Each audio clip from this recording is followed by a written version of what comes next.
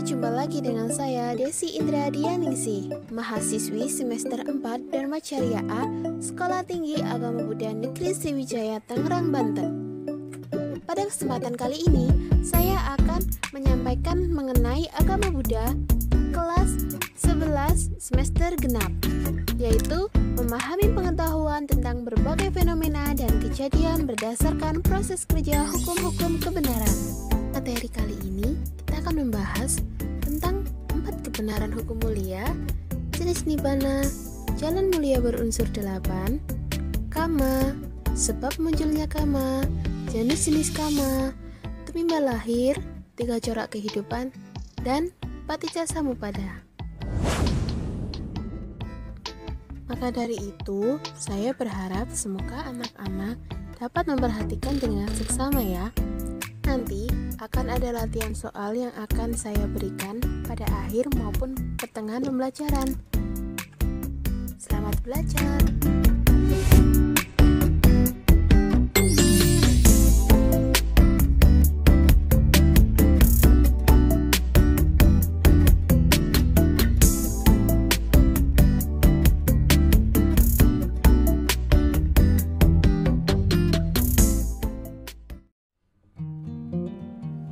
Baiklah, kita awali dengan 4 kebenaran mulia.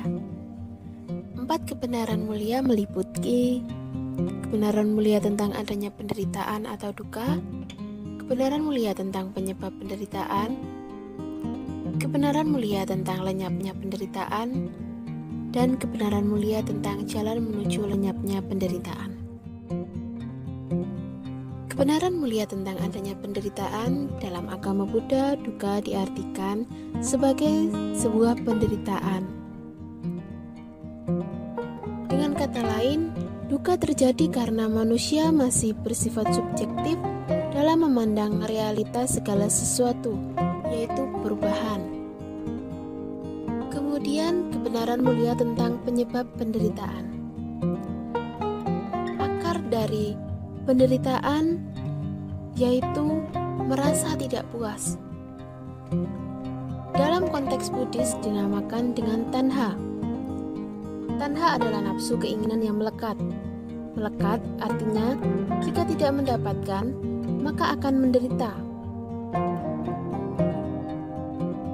Akar dari keinginan yang melekat adalah ketidaktahuan atau awijja. Ketidaktahuan atau awijja merupakan ketidaksadaran pada suatu momen akan realitas dunia ini yang selalu berubah. Contohnya seperti anak kecil yang selalu ingin mainan, dan mainan. Dan seandainya anak kecil tersebut mengerti bahwa keinginannya hanya sesaat dan belajar dari pengalaman sebelumnya, bahwa mainan tersebut lama-kelamaan akan membuat bosan juga, ia akan terbebas dari keinginan yang melekat tersebut. Jadi, ketika keinginan datang menghampiri kita, kita harus berhati-hati untuk tidak terikat padanya. Pikiran dan renungkan dengan bijak apakah keinginan tersebut betul-betul kita butuhkan atau hanya untuk memuaskan keserakahan kita.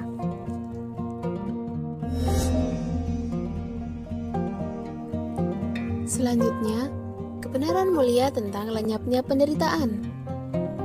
Di dalam Samadhi Sutta Majjhima Nikaya 9 ayat 17 dikatakan, berhentinya penderitaan adalah pemudaran dan penghentian tanpa sisa, penyerahan, pelepasan, membiarkan pergi, dan penolakan nafsu keinginan. Jadi, Sang Buddha mengajarkan bahwa keinginan berlebihan yang melekat dapat dihilangkan dari pikiran kita. Ketika keinginan manusia menjadi wajar, tidak melekat, tidak serakah, maka kebahagiaan sejati atau nibbana telah kita alami. Selanjutnya, kebenaran mulia tentang jalan menuju lenyapnya penderitaan. Sang Buddha telah mengajarkan bagaimana kita untuk mencapai kebahagiaan sejati atau nibbana tersebut, yaitu dengan cara jalan mulia berunsur 8. Jalan mulia berunsur 8 meliputi pandangan benar, pikiran atau niatan benar, ucapan benar, perbuatan benar, mata pencaharian atau penghidupan benar, upaya benar, perhatian atau perenungan benar, dan konsentrasi atau kesadaran benar. anak-anak, setelah kita belajar mengenai 4 hukum kebenaran mulia, untuk selanjutnya kita akan belajar mengenai Nibbana. Nibbana sebagai kedamaian atau kebahagiaan sejati adalah ketika penderitaan lenyap, ketika akar penderitaan yaitu keserakahan atau loba, kebencian atau dosa, dan kebodohan batin atau moha telah lenyap. Itulah Nibbana. Kebahagiaan sejati yang saat ini dapat kita alami karena sifat keserakahan, kebencian, dan kebodohan batin dapat kita hancurkan saat ini dengan ketidakserakahan atau ketidakmelekatan atau berdana, ketidakbencian atau cinta kasih dan ulas asih, serta dengan kebijaksanaan sejati yang dapat kita lakukan dalam kehidupan sehari-hari. Dalam agama Buddha, Nibbana dibagi menjadi 2 jenis, yaitu Saupadisesa Nibbana dan Anupadisesa Nibbana. Saupadisesa Nibbana merupakan Nibbana yang masih bersisa. Sisa dimaksud bahwa 5 kanda itu masih ada dan dicapai ketika masih hidup, dan masih memiliki keserakahan atau loba, kebencian atau dosa, dan kebodohan batin atau moha. 5 kanda meliputi rupa, winyana, sanya, sangkara, dan wedana. Untuk rupa, itu meliputi bentuk, tubuh, dan badan jasmani. Winyana atau kesadaran, sanya atau penjerapan, sangkara atau pikiran atau bentuk-bentuk mental, dan yang terakhir wedana atau perasaan. Kemudian Anupadisesa Nibbana. Anupadisesa Nibbana. Anupadisesa Nibbana yaitu setelah meninggal dunia seseorang atau seorang arahat akan mencapai Anupadisesa Nibbana. Ialah Nibbana tanpa sisa atau telah terlepas dari 5 kanda dan telah terlepas dari keserakahan, kebencian, dan kebodohan batin. Atau sering dikatakan sebagai Parinibbana, seperti yang telah dicapai oleh Sang Buddha serta para siswanya yang telah mencapai arahat.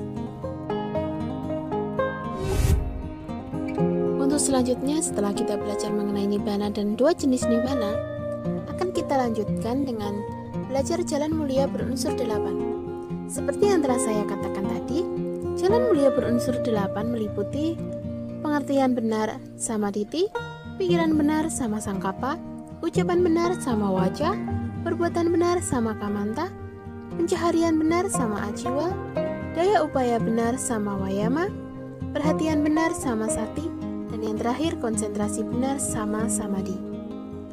Nah, untuk selanjutnya, kita juga akan mempelajari tentang karma.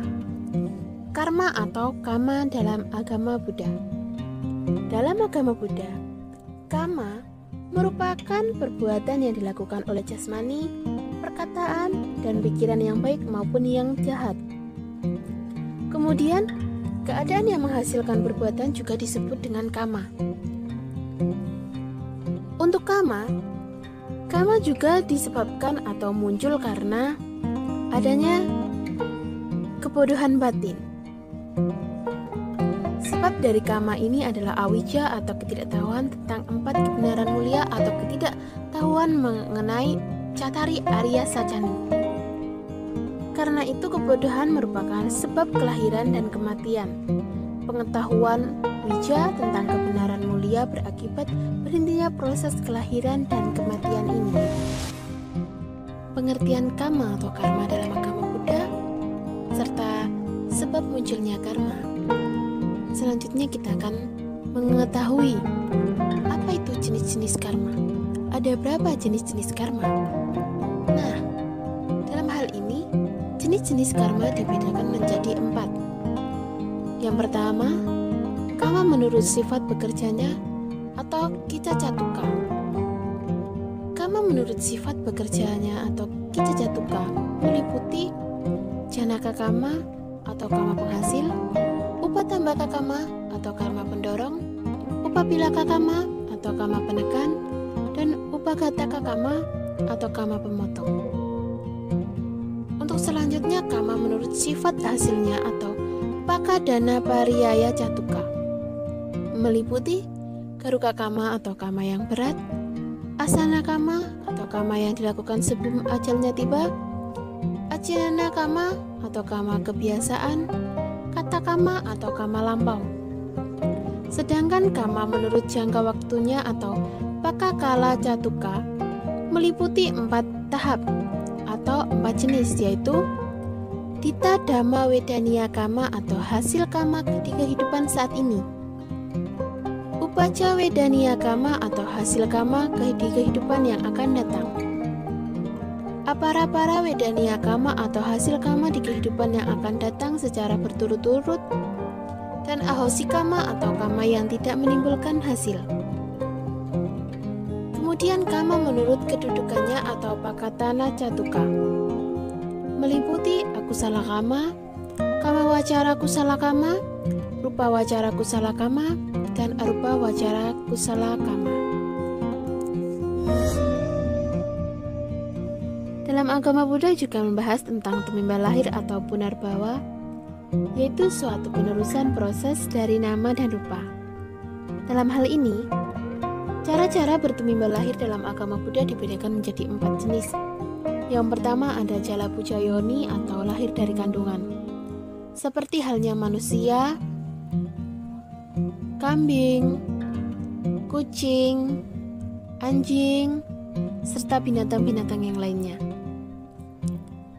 Yang kedua ada andaja yoni atau lahir dari telur, seperti tikus, cicak, ayam, bebek, dan angsa. Yang ketiga ada sansedaja yoni atau lahir dari kelembaban. Lahir dari kelembaban ini seperti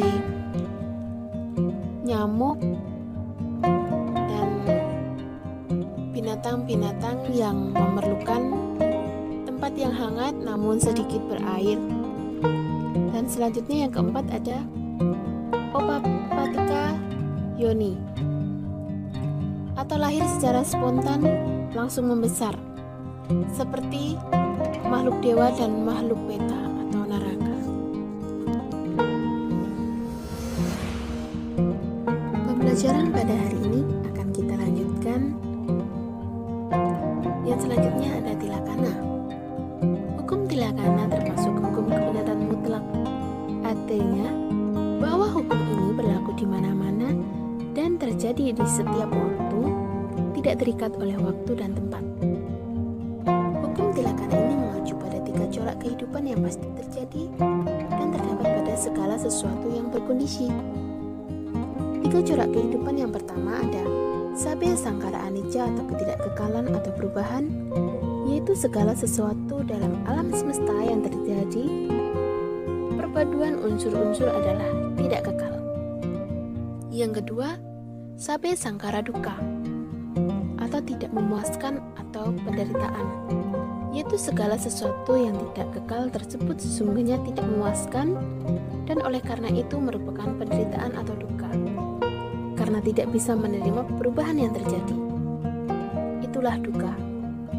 Yang kemudian ketiga ada Sabya Dharma Anatta atau tidak ada jiwa yang abadi, yaitu semua makhluk pada akhirnya akan kembali kepada pengertian bahwa tidak ada yang dapat disebut sebagai aku atau jiwa atau roh yang abadi karena semua bentuk selalu berubah atau mengalami anicca.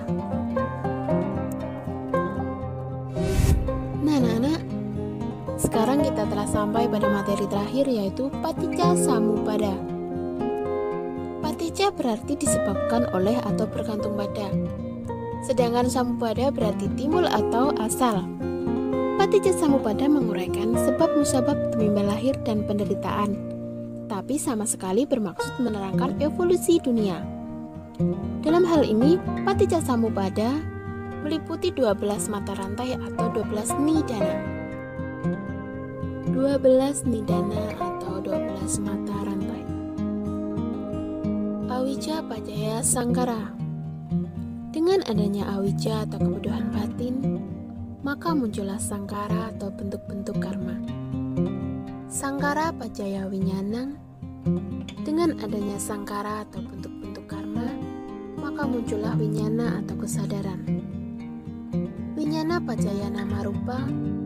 Dengan adanya winyana atau kesadaran, maka muncullah nama rupa atau batin jasmani. Nama rupa pacaya salayatana. Dengan adanya nama rupa batin-batin jasmani, maka muncullah salayatana atau 6 landasan indera. Salayatana pacaya basa. Dengan adanya salayatana atau 6 landasan indera, maka muncullah basa atau kesan-kesan atau kontak. Pasa pacaya wedana. Dengan adanya pasa atau kesan-kesan kontak, maka muncullah wedana atau perasaan. Wedana pacaya tanha. Dengan adanya wedana atau perasaan, maka muncullah tanha atau keinginan rendah. Tanha pacaya upadana. Dengan adanya tanha atau keinginan rendah, maka muncullah upadana atau kemelekatan. Upadana pacaya bawo.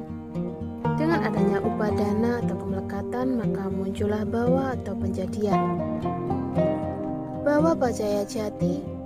Dengan adanya bawa atau penjadian, maka muncullah jati atau kelahiran. Jati pacaya jara marana. Dengan adanya jati atau kelahiran, maka muncullah jara atau ketuaan dan marana atau kematian. Bagaimana anak-anak, apakah kalian mengerti tentang materi yang telah disampaikan? Apabila sudah mengerti, saya berharap semoga anak-anak dapat mengerjakan beberapa latihan soal. Yang pertama ada, apa itu hukum kebenaran mulia? Sebutkan 2 jenis nibbana. Sebutkan jalan mulia berunsur 8. Sebutkan jenis-jenis karma. Sebut dan jelaskan cara-cara bertumimbal lahir menurut agama Buddha dalam tumimbal lahir atau punarbawa. Sebutkan 3 corak kehidupan. Sebutkan 12 nidana atau mata rantai dalam Patijja Samuppada. Nambah pemahaman mengenai materi pada hari ini, saya akan menambahkan satu video mengenai hukum karma dalam agama Buddha. Semoga tayangan ini dapat membantu anak-anak dalam mempermudah memahami apa itu karma dalam agama Buddha dan materi pada hari ini. Selamat menonton.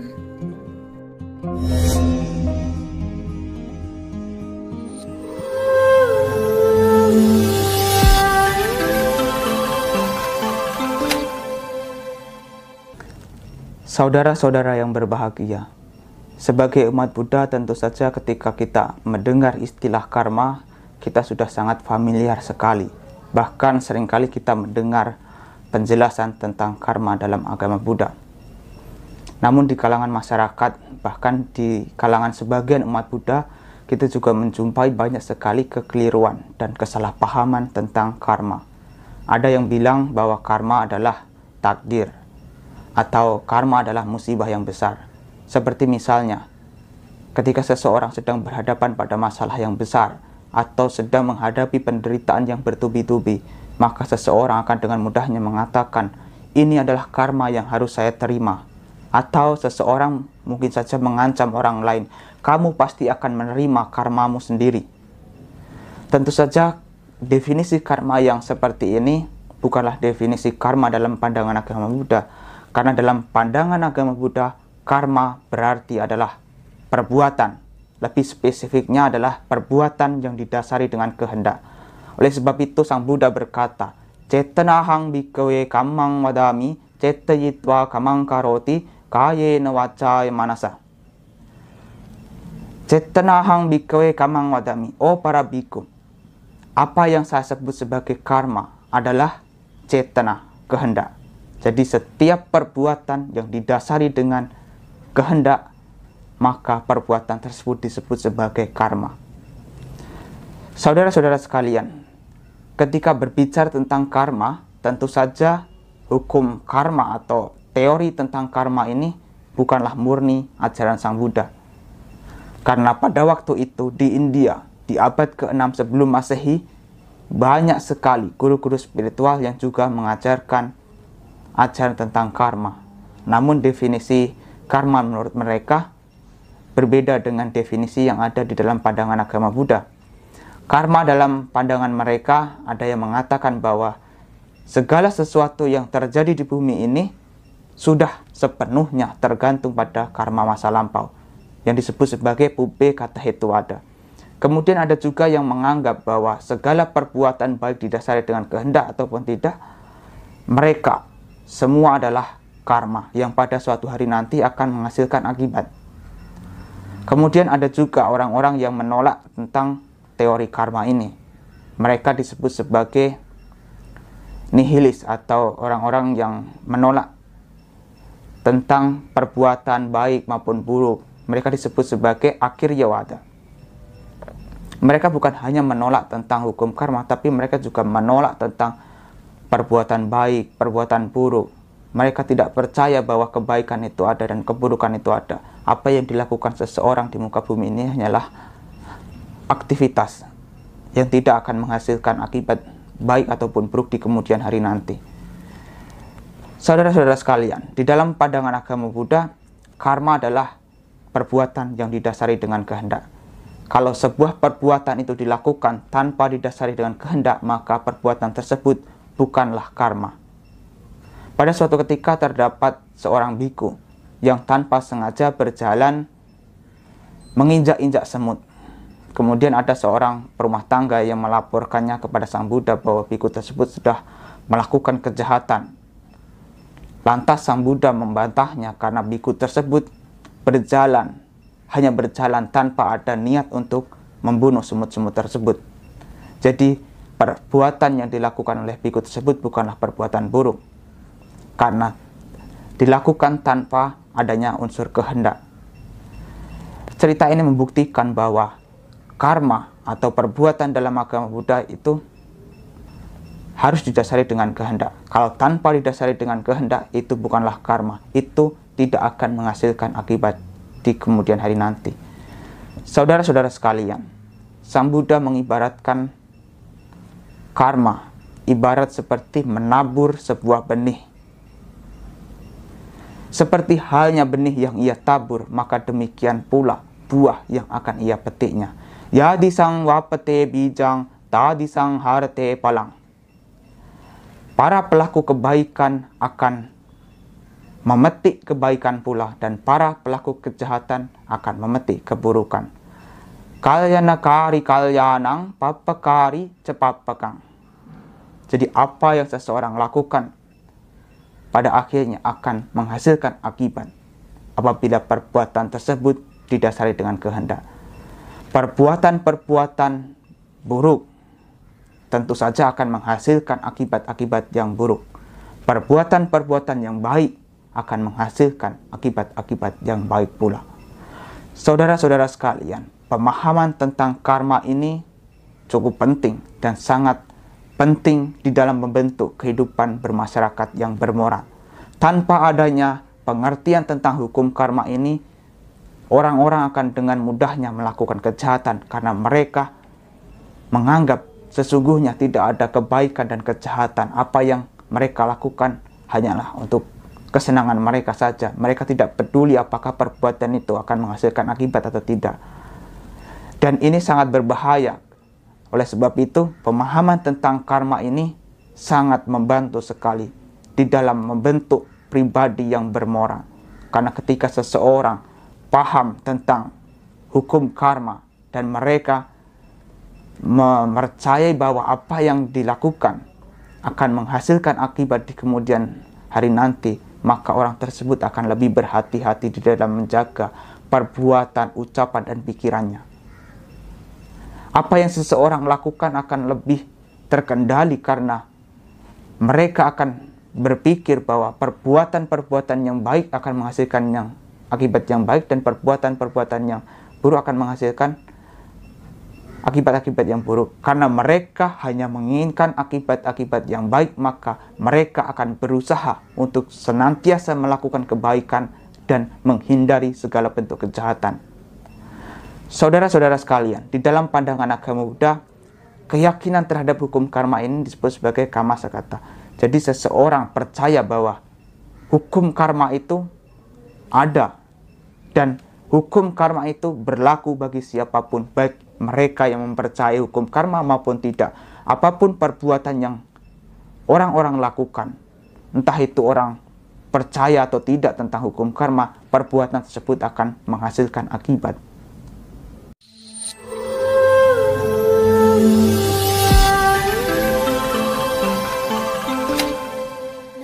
Bagaimana pembelajaran hari ini? Menyenangkan bukan?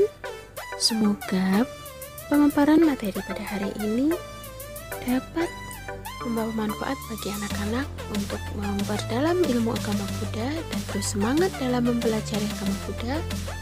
Kita adalah para pejuang Dhamma, kita pahlawan Dhamma. Mari terus belajar, mari terus berusaha melestarikan Dhamma, ajaran Sang Buddha. Sampai jumpa di pembelajaran selanjutnya dan terima kasih. Bye bye. Sudihotu Namo Buddhaya.